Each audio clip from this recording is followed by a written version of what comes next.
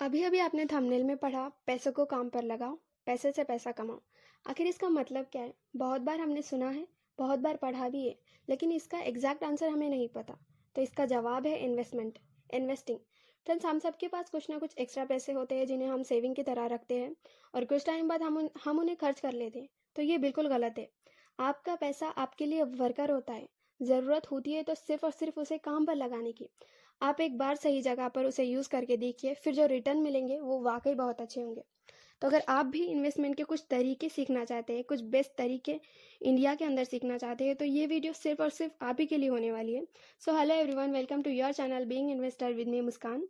तो चलिए स्टार्ट करते हैं।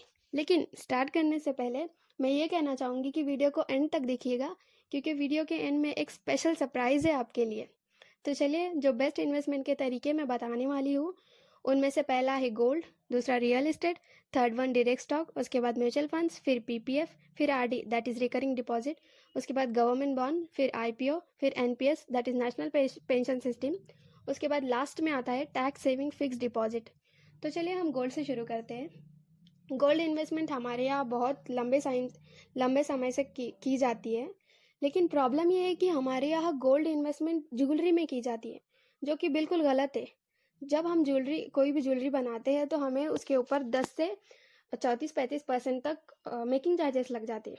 और अगर हम उसको बेचने जाओ तो वो हमारा लॉस हो जाता है। तो इससे अच्छा ये होगा कि हम गोल्ड म्यूचुअल फंड में या गोल्ड ईटीएफ में इन्वेस्ट करें, या फिर उससे भी अच्छा अगर आप ऑप्शन चाहते हो तो आप सर्वेन गोल्ड बॉन्ड स्कीम में इन्वेस्ट कर सकते हो, जो कि गवर्नमेंट और आरबीआई द्वारा रेगुलेट की जाती है। तो यहाँ पर आपको करना ये होता है कि आपको बस इन्वेस्टमेंट करना होता है, और फिर आपको डिजिटल गोल्ड खरीदना होता है, जिसका आपको डिजिटली गोल्ड खरीदते हो आप और डिजिटली सर्टिफिकेट मिलता है।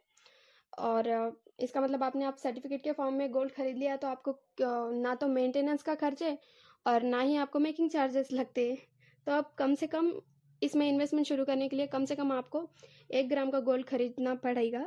इस पर आपको 2.5 से लेकर 2.7% का इंटरेस्ट पर ईयर मिल जाता है।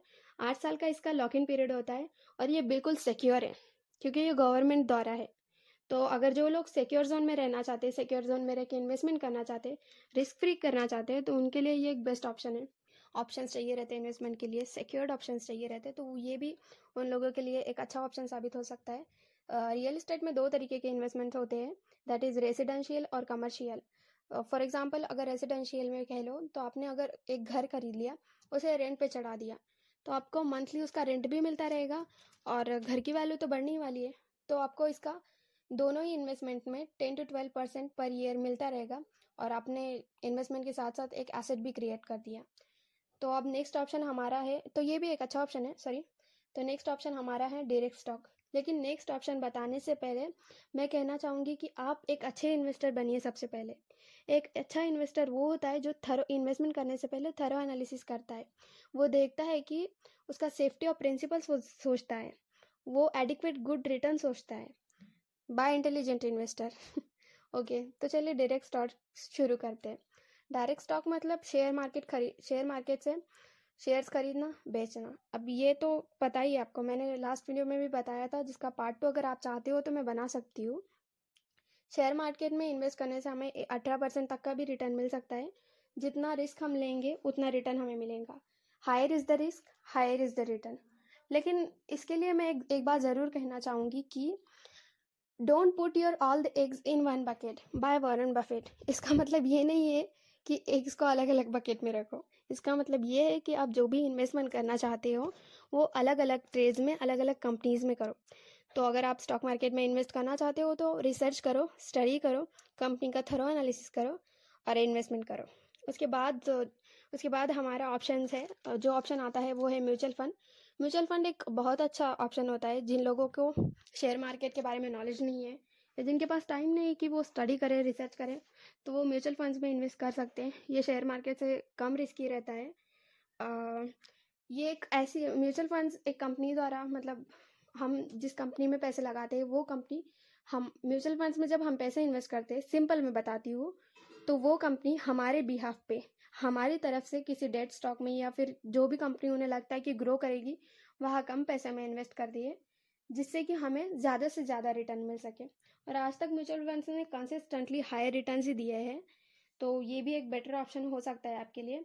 और 4 से 4.5 साल में आप जो भी इन्वेस्टमेंट करते हैं वो डबल हो सकती है।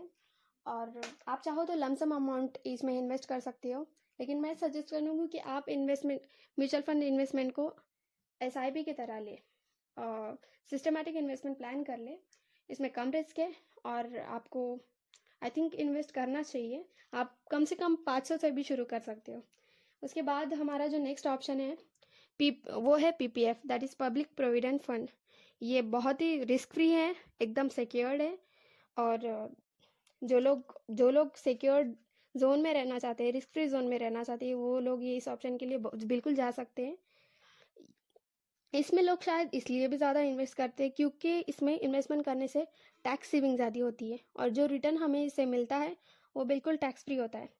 किसी भी आप अगर इसमें करना चाहो तो किसी भी पोस्ट ऑफिस या अच्छे से बैंक से करा सकते हो PPF। इसके बाद RD आता है। अब कई लोगों का कहना होगा कि RD कहा है तो सेविंग अकाउंट ही क्यों नहीं कह दिया। सेविंग अकाउंट मैं इसलिए नहीं कह रही हूँ क्योंकि मुझे नहीं लगता सेविंग अकाउंट में हम कभी भी कुछ सेव कर पाते हैं, बिल्कुल नहीं। क्योंकि जब भी हमें कोई ज़रूरत पड़ती है बस हमें सेविंग अकाउंट ही दिखाई देता है, क्योंकि मैंने भी वैसे ही किया हुआ है। सेविंग अकाउंट एक अच्छा ऑप्शन नहीं है मेरे हिसाब से। हाँ, लेकिन एक अगर हमें इमरजेंसी के लिए कुछ पैसे जमा करने हैं तो हम सेविंग अकाउंट पे करा सकते हैं, क्योंकि पता नहीं कब क्या हो जाए उसके बारे में। तो ठीक है, RD शुरू करते हैं। इसको कई लोग इंक्लूड नहीं करते, लेकिन मेरे हिसाब से तो ये अच्छा है। और सबसे इम्पॉर्टेंट बात, RD की वजह से हमें इन्वेस्टमेंट करने की वजह से हमें अपनी ज़िंदगी में सेविंग करने की आदत लगती है, जिसकी बहुत वैल्यू है। कई लोग होते हैं जिन्हें ज़िंदगी भर सेविंग का मतलब नहीं समझ आता, इन्वेस्टमेंट का मतलब नहीं समझ में आता। आखिर में क्या होता है, उनका फ्यूचर अंधेरे में चला जाता है, उनका फ्यूचर बिल्कुल ब्राइट नहीं रहता। तो अगर आप स्टूडेंट हो तो आप RD शुरू कर सकते हो, बहुत अच्छा ऑप्शन है, सिक्योर्ड है, आप किसी भी बैंक में शुरू कर सकते हो। उसके बाद है गवर्नमेंट बॉन्ड। गवर्नमेंट बॉन्ड में होता यह है कि जब भी गवर्नमेंट को अपना कोई प्रोजेक्ट करना होता है, किसी भी प्रोजेक्ट के लिए उसको पैसे चाहिए होते हैं, तो वो अगर बाजार से पैसे उठाती है तो वो लोन की तरह उठाती है। तो हम इसमें इन्वेस्ट कर सकते हैं, ये एक सिक्योर्ड ऑप्शन है। इसमें इंटरेस्ट रेट फिक्स्ड होता है। जो लोग सिक्योर जोन में रहना चाहते हैं वो लोग इसके लिए भी जा सकते हैं। इसके बाद आता है IPO। आप IPO में भी इन्वेस्ट कर सकते हो। इसमें रिटर्न्स भी बहुत हाई है, लाइक 25, 26%, 20% ऐसे रिटर्न्स इसमें मिलते हैं। इसमें रिस्क, लेकिन इसमें लॉक इन पीरियड बहुत कम है, तो वो भी एक अच्छी बात है, लेकिन इसमें रिस्क बहुत ज़्यादा है। मैंने पहले भी कहा, higher is the risk, higher is the return. तो अगर आप करना चाहते हो तो आप ये भी इन्वेस्टमेंट के लिए इस इन्वेस्टमेंट के लिए भी सोच सकते हो। बाद में आप अपने 7 से 15 दिन के लिए इसका लॉक इन पीरियड होता है, तो आप बाद में आप अपने शेयर्स को बेच भी सकते हो। इसके बाद जो इन्वेस्टमेंट का तरीका है, जो इन्वेस्टमेंट का ऑप्शन है, वो है NPS, that is national pension system. Sorry, ये उनके लिए बहुत अच्छी है जो लोग जॉब्स करते हैं। अप्रॉक्सीमेटली इससे 8 से 10% का रिटर्न मिल जाता है। 8 से 9 साल में इन्वेस्टमेंट डबल हो जाती है। इसके बाद आता है टैक्स सेविंग्स फिक्स डिपॉजिट। अगर आपको सेफ इन्वेस्टमेंट ऑप्शन चाहिए, एक अच्छा सिक्योर्ड इन्वेस्टमेंट ऑप्शन चाहिए, तो आपके लिए ये बेस्ट ऑप्शन है। और आप किसी भी बैंक या पोस्ट ऑफिस से टैक्स सेविंग फिक्स डिपॉजिट आप करा सकते हो। इसमें आपको 7.5% रिटर्न मिलेगा पर ईयर, और 9.5 साल में आपकी इन्वेस्टमेंट डबल हो जाती है। तो ये सब आज के हमारे तरीके थे, ऑप्शंस थे, बेस्ट ऑप्शंस, जिनमें इन्वेस्ट करके आपको रिटर्न अच्छा मिल सकता है। आप इन्वेस्टमेंट की आदत डाल सकते। तो सरप्राइज़ ये है गाइस कि जब लास्ट वीडियो मैंने अपलोड किया था तो मुझे सभी कमेंट्स बहुत अच्छी आई। उसमें से 2 कमेंट्स मैंने रैंडमली सेलेक्ट कर ली है। पहले है विष्णु रंकावत, दूसरे है सर्चा।